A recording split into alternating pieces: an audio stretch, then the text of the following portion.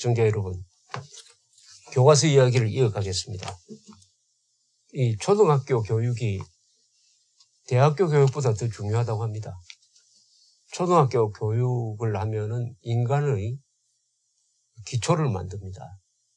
감수성이 가장 예민할 때입니다. 초등학교 교육이 인격 형성의 바탕이 됩니다. 사람을 삼각형으로 비교하면은 밑변을 만드는 것이 초등학교 교육입니다. 밑변을 만드는 겁니다.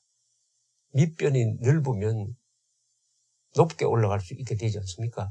밑변을 넓게 만들려면은 이때 가르쳐야 될 것이 제일 중요한 것이 국어입니다.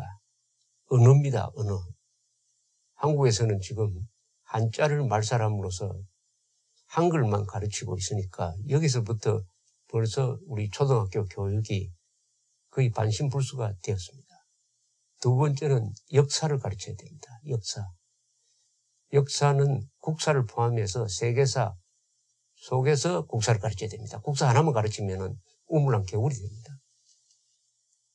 그 다음에 도덕을 가르쳐야 되죠.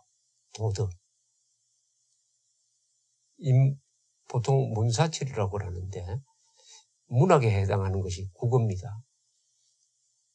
그리고 역사, 도덕은 아마 철학에 해당되겠죠. 모든 철학은 그 기초가 도덕입니다. 가치관입니다. 도덕교과서 5학년 한번 읽어봤습니다. 교육부가 만든 국정교과서입니다. 도덕 5. 요새 쓰이고 있습니다. 지금 나온 지 얼마 안 됐습니다. 오늘 가서 샀으니까 3월 1일 제4쇄 발행 이렇게 되어 있습니다. 저작권자가 교육부입니다. 이 내용은 교육부가 책임져야 된다는 이야기죠.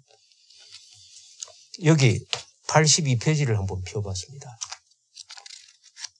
82페이지. 이 전체 도덕을 쭉 읽어보면은 애국심에 대한 교육이 별로 없어요.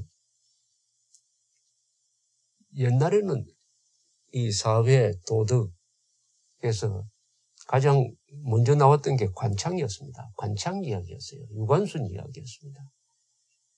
그리고 국군 용사들 이야기였습니다. 그러니까 나라를 지키기 위해서 목숨을 던진 사람들을 소년들한테 심어주었습니다. 저도 50년대에 관창 이야기를 듣고 유관순 이야기를 듣고 자랐습니다. 애국심이 가장 먼저 머리에 들어왔습니다. 1950년대의 국민학교 때의 일입니다. 그런데 이 도덕 5학년 책을 보다가 하나 반가운 대목이 있었어요. 82페이지에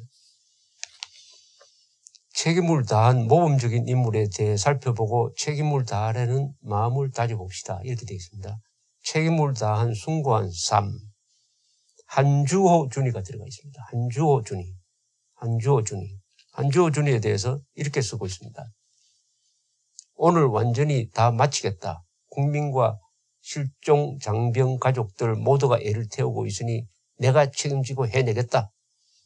2010년 3월 서해 백령도 앞바다에서 천안함 폭침 사건이 발생하자 한주호 준이는 동료들의 만류에도 불구하고 실종 장병들을 구하겠다며 바다로 뛰어들었습니다. 어려서부터 책임감이 매우 강했던 한주호 준이는 우리나라를 지키기 위해 해군 특수전 전단 괄호하고 UDT 대원이 되는 길을 택하였습니다. 그는 해군으로 근무하면서 항상 성실한 모습으로 임무를 수행하였습니다. 2009년에는 아프리카의 소말리아 바다에서 활동하는 해적들을 물리치는 일에도 최고령 장병으로 참가하여 큰功을 세웠습니다. 이런 그를 가리켜 사람들은 해군 특수전 용사의 살아있는 전설이라고 불렀습니다. 천안함이 침몰하였을 때 그는 누구보다도 앞장서 달려가 전우들을 구하고자 하였습니다. 백령도 앞바다는 물이 차고 물살도 빨라 구조작업은 무척 위험하였습니다. 그럼에도 그는 한 사람의 생명이라도 더 구하려고 온 힘을 다하다가 끝내 숨을 거두고 말았습니다. 정부는 그의 고귀한 희생정신과 책임의식을 높이 기려 총무 무공훈장을 수여하였습니다. 지금은 국립대전현충원에 고이 잠들어 있지만 주어진 역할과 임무에 최선을 다하며 전우를 구하기 위해 자신의 삶을 기꺼이 바다에 바친 한주호 준이의 정신은 우리 역사에 길이 빛날 것입니다. 자, 이렇게 읽어드렸습니다. 들으시니까 뭐가 빠진 것 같지 않습니까? 첫째, 2010년 3월 서해 백령도 앞바다에서 천안함 폭침 사건이 발생하자. 이거 맞습니까? 천안함 폭침이 왜 일어났습니까? 자폭했습니까? 아니면 싣고 있던 폭탄이 터졌습니까? 아니면 밑에 깔려있던 무슨 기뢰가 폭발했습니까? 천안함 폭침의 주범에 대한 명시가 없습니다. 당연히 북한이 천안함 폭침을 일으켰다고 써야 되는 거 아닙니까? 그렇게 해야 한주호 준이가 왜 목숨을 걸고 바다로 뛰어들었느냐 하는 설명이 되는 거 아니겠어요? 설명이. 천안함 폭침 이렇게 해놓으면은 아주 나쁜 교사들은 이렇게 가르칠 겁니다. 천안함 폭침 사건은 지금까지도 원인이 밝혀져 있지 않다. 북한 소행이라고 정부가 발표했지만은 믿지 못하는 사람도 많다. 그래서 여기에 교과서도 누가 했는지 모르기 때문에 이렇게 적었다. 또 그 뒤에는 이렇게 나옵니다. 천안함이 침몰을 하였을 때 이렇게 나와요. 그러니까 천안함 침몰 사건이 되어버렸습니다. 그렇게 가르칠 겁니다. 그러니까 핵심을 가르치지 않고 오로지 순직한 한주호 준이의 노고만 축해 올리는데 이분의 죽음이 더 고귀한 것은 우리의 적과 싸워서 공산당과 싸워서 목숨을 바친 사람이란 점이 이분의 죽음을 더 고귀하게 만들고 있는 것이죠. 천안함 폭침이 북한 소행이라는 사실을 믿지 않는 사람이 한때 여론조사를 통하면서 어른 중에 한 30%가 된 적도 있습니다. 그런데 놀랍게도 학력이 높을수록 믿지 않는 사람들이 더 많았어요. 저는 그런 사람들을 배운 무식자라고 합니다.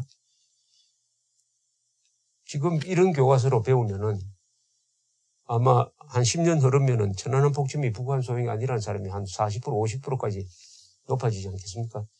그럼 어떻게 됩니까? 국군은 사건을 조작을 했다. 그때 이명박 대통령도 나쁜 사람이다. 몇 달 전에 청와대 홈페이지에 들어가 보니까 천안함 폭침률 북한 소행이라고 조작한 이명박을 수사하라 하는 내용이 들어있었습니다. 또 최근에는 천안함 폭침의 주범인 당시 북한군 총정찰국장 김명철이를 이 정부가 환영을 했습니다. 한국에 오도록 하고 축사 대접을 했습니다. 그런 상황을 본 어린이들은 더구나 교과서에도 천안함 폭침이 누구 소행인지 써놓지 않으니까 천안함 폭침을 우리 정부가 조작한 것으로 점점 믿게 될 가능성이 매우 높다 이겁니다. 천안함 폭침이라고 하지 않고 굳이 천안함 사건, 천안함 침몰 이렇게 말하는 사람들이 많습니다. 더구나 고등학교 한국사 교과서를 분석을 하면은 그동안에 북한 정권이 한국을 상대로 도발한 거 한 10개 정도 추리면은 하나도 안 실은 교과서가 있는가 하면은 기껏해서 그중에 2-3개 싣고 말았습니다. 그러니까 북한 정권이 나쁘다, 위험하다 하는 것을 우리 젊은 세대는 모르게 되는 것이죠. 모르니까 그런 사람들이 많아지면은 북한 핵 문제에 대해서도 그것은 우리 문제가 아니다. 누군가는 해결해 주겠지. 이렇게 생각하게 되는 것입니다. 이 한주호 준이에 대한 이 글은 한주호 준이에 대한 모독입니다. 모독입니다. 북한 공산당과 싸워서 목숨을 희생을 했는데 그 싹 빼버리고 단순한 동료애로, 동료애보다 더 큰 게 애국심입니다. 동료애보다 더 큰 게 애국심입니다. 왜 이분이 그 위험을 감수하면서, 더구나 한주호 준이는 그때 그 장소에 갈 의무가 없었던 사람이에요. 이분이 굳이 상관한테 자원을 해서 간 사람입니다. 자원을. 왜 자원을 했겠습니까? 그 마음속에 동료를 죽인 김정일, 김정은에 대한 분노가 있었기 때문에 그렇게 한 거 아닙니까? 물론 이렇게 기술이 되도록 한 데는 당시에 군 당국과 이명박 대통령의 책임이 큽니다. 그때 천안함 폭침 그리고 그 뒤에 있었던 연평도 포격에 대해서 우리 군이